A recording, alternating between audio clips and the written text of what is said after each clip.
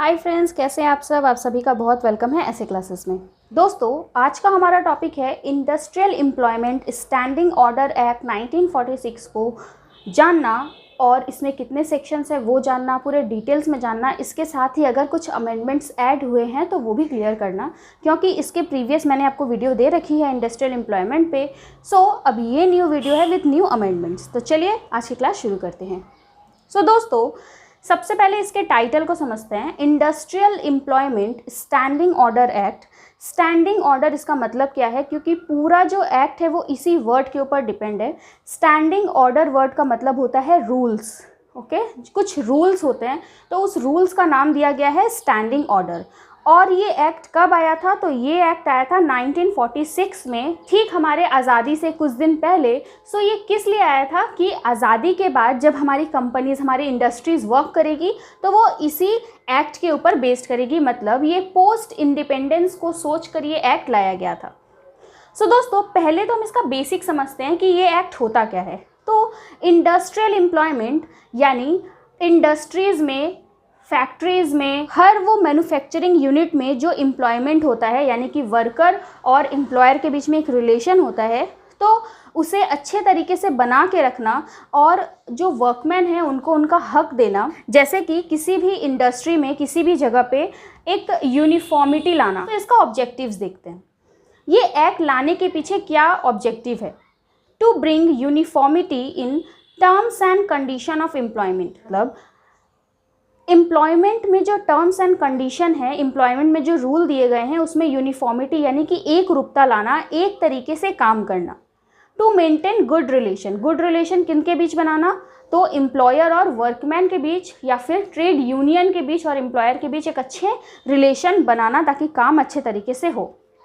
To give good condition of service. Workman जिस जगह पे काम कर रहे हैं तो उनके लिए जो रूल्स एंड रेगुलेशन बने हैं, लाइक वो कब फैक्ट्री में आएंगे, किस टाइम पे काम करेंगे, उनका जो वेज होगा वो कितना होगा, ब्ला ब्ला, इस तरह की और भी इंफॉर्मेशन वो सब रूल्स में लिखी रहती है। तो उन्हें गुड कंडीशन ऑफ सर्विस मिले। Form of employment in manufacturing industry. Basically industrial employment जो है वो इंडस्ट्रीज़ को लेकर है, यानी मैन्युफैक्चरिंग इंडस्ट्रीज़ को लेकर यहाँ पे बात की गई है। एप्लीकेबिलिटी, ये एक्ट किन किन पर एप्लीकेबल है? तो 100 और मोर वर्कमैन इन 12 मंथ्स। पिछले 12 महीनों में अगर 100 या उससे ज़्यादा वर्कर्स ने काम कर लिया किसी भी फैक्ट्री में, किसी भी मैन्युफैक्चरिंग इंडस्ट्री में, तो वहाँ पर industrial employment standing order act regulate हो जाएगा। नॉट एप्लीकेबल, किस जगह पे एप्लीकेबल नहीं है? तो civil services, Indian railway act, defence, अच्छा इंडियन रेलवे जो कोड है वहाँ पर, डिफेंस में, इन सब में industrial employment standing order act लागू नहीं होगा। अब देखते हैं इसके डेफिनेशन। ये आता है सेक्शन 2 में। 2 सबसेक्शन बी, सबसे पहला एप्रोप्रिएट गवर्नमेंट। एप्रोप्रिएट गवर्नमेंट कौन होता है? तो इसे गवर्नमेंट अपॉइंट करती है ताकि कोई भी इंपॉर्टेंट इन्फॉर्मेशन हो, कोई भी इंपॉर्टेंट ऑर्डर हो या कोई भी इंपॉर्टेंट काम हो तो एप्रोप्रिएट गवर्नमेंट कर सके। तो सेंट्रल गवर्नमेंट जब अपॉइंट करेगी तो वो अप्रोप्रिएट गवर्नमेंट जो होगा वो सेंट्रल का होगा, और स्टेट गवर्नमेंट अगर किसी इंसान को अपॉइंट कर रही है फॉर अप्रोप्रिएट गवर्नमेंट तो वो स्टेट गवर्नमेंट का होगा। तो जैसे कि पोर्ट में, माइन में, ऑयल में, इन सब में सेंट्रल गवर्नमेंट के जो आदमी हैं वो होंगे। यहाँ पे अप्रोप्रिएट गवर्नमेंट सेंट्रल का होगा, जबकि इन सब को छोड़ के जो अप्रोप्रिएट गवर्नमेंट होगा वो स्टेट गवर्नमेंट के होंगे।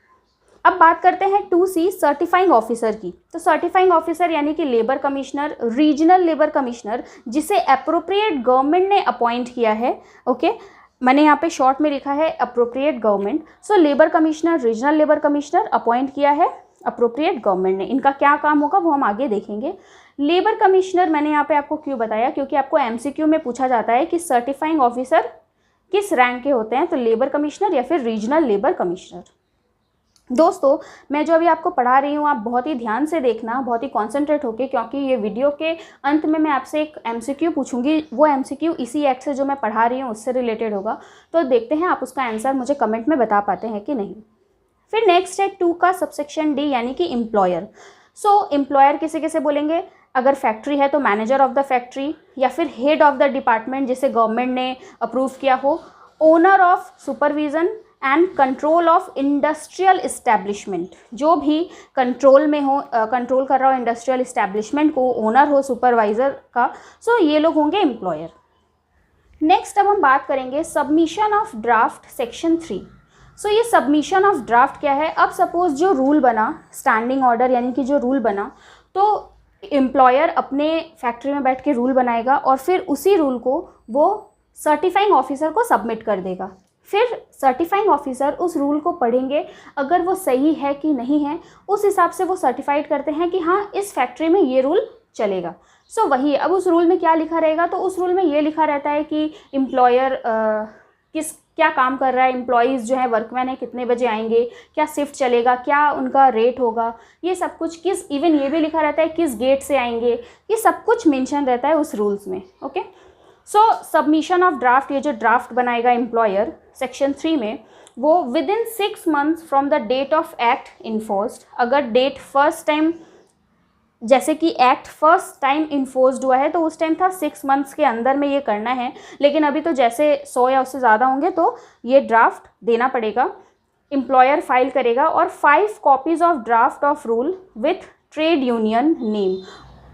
और अगर उस इंडस्ट्री में कोई ट्रेड यूनियन है तो उसके नेम के साथ वो रूल जो है, रूल के जो ड्राफ्ट है, कॉपी है, वो सर्टिफाइंग ऑफिसर को दिया जाएगा in the form 1। Form 1 MCQ में पूछा जाता है कि सबसे फर्स्ट हम जब सबमिट करेंगे, एम्प्लॉयर सबमिट करेगा तो वो फॉर्म 1 में होगा। अब बात करते हैं next, condition for certification of standing order section 4 and 5। If standing order rule as per act section 4, सबसे पहली बात तो ये है कि जो स्टैंडिंग ऑर्डर बनेगा, जो रूल बनेगा, वो एक्ट के अनुसार होना चाहिए, जो एक्ट में है एकदम उसी हिसाब से होना चाहिए जो एक्ट के रूल दिए गए हैं। फिर draft forward to trade union या वर्कमैन। अब सबसे पहले तो एम्प्लॉयर ने दिया सर्टिफाइंग ऑफिसर जो था उसे, अब जो ऑफिसर रहेगा वो पहले उसे देख लेगा कि एक्ट के हिसाब का है, फिर उसी ड्राफ्ट को सेक्शन 5 में वो ट्रेड यूनियन को भेजेगा। पहले तो वो ट्रेड यूनियन को भेजेंगे, अगर उस इंडस्ट्री में कोई ट्रेड यूनियन नहीं है तो वर्कमैन को भेजेंगे। देन वर्कमैन या ट्रेड यूनियन उस ड्राफ्ट को अच्छे तरीके से देख लेंगे, उसमें कुछ एडिशन, मॉडिफिकेशन कुछ भी करना है, जो भी है वो बताकर 15 days के अंदर में सर्टिफाइंग ऑफिसर को सबमिट कर देंगे। जो भी उसके बाद फिर सर्टिफाइंग ऑफिसर उसमें एडिशन, मॉडिफिकेशन जो भी चीज़ ज़रूरत हो वो करेंगे। देन वो कंफर्म हो जाएगा और वो सेम चीज़ within 7 days send to all, वो जितने भी लोग हैं वो सारी कॉपीज़ उन सब में बढ़ जाएगी इन फॉर्म 2। फॉर्म 1 में पहले एम्प्लॉयर ने दिया, देन फॉर्म 2 में सर्टिफाइंग ऑफिसर सबको दे देंगे वो फाइनल वाली कॉपी, और वो सब कुछ का रजिस्टर्ड होता है जिसे मेंटेन करेंगे एम्प्लॉयर इन फॉर्म 3। ये मैं फॉर्म 1, 2, 3 इसलिए बोल रही हूँ क्योंकि ये बहुत इंपॉर्टेंट है, MCQ में आते हैं। सो दोस्तों पार्ट 1 में इतना ही। पार्ट 2 में अभी हम और भी बहुत सारे चीज़ें देखेंगे। सो बेसिकली इस एक्ट में 15 सेक्शंस हैं। ओके, सो जो भी इंपॉर्टेंट सेक्शन वो मैंने ट्राई किया। अब इंडस्ट्रियल एम्प्लॉयमेंट स्टैंडिंग ऑर्डर जो हमने देखा पूरे शुरू से, आई होप आपको ये समझ में आया होगा कि ये एक्ट आया क्यों था। तो ये एक्ट बेसिकली यूनिफॉर्मिटी क्रिएट करने के लिए आया था और वर्कर के साथ एक रूल में बन जाए एम्प्लॉयर, उसके लिए आया था कि काम अच्छे तरीके से हो। और अगर कोई लड़ाई झगड़ा क्रिएट हो वो तो होगा ही, नॉर्मल सी बात है, तो उसके लिए अब क्या सुलटारा होगा या फिर और कौन कौन से आगे सेक्शंस है वो सब भी हम देखेंगे। सो दोस्तों मैं आपको बता दूं कि अगर आपको इससे रिलेटेड या फिर इससे और भी कई चैप्टर रिलेटेड नोट्स चाहिए, MCQs चाहिए, तो आप मुझे व्हाट्सएप पे मैसेज कर सकते हैं, मैं आपको देने की कोशिश करूँगी। आपको सारी इन्फॉर्मेशन डिस्क्रिप्शन बॉक्स में मिल जाएगी कि आप कैसे मुझे व्हाट्सएप करेंगे, मैंने वहाँ सब कुछ दे रखा है। ओके, अगर वीडियो आपको अच्छी लग रही है तो प्लीज़ मुझे लाइक करके बताएं, कमेंट करना ना भूलें। मैं आपको पार्ट 2 में और भी बहुत सारी चीज़ें बताऊंगी। सो पार्ट 2 तक पहुंचने के लिए फटाफट चैनल को लाइक और सब्सक्राइब कर दें। सब्सक्राइब करने से आपको वीडियो फटाफट मिल जाएगी। तो चैप्टर 1 फिर से एक बार मैं आपको बता दूं, इसमें क्या था। इसमें हमने देखा ऑब्जेक्टिव पार्ट 1 में, जिसमें हमने देखा ये एक्ट क्यों आया है। फिर हमने देखा एप्लीकेबिलिटी, 100 लोग होंगे पिछले 12 महीना में कभी भी तो ये एक्ट एप्लीकेबल होगा। किन किन पे एप्लीकेबल नहीं था, तो डिफेंस पे, सिविल सर्विस पे एप्लीकेबल नहीं था।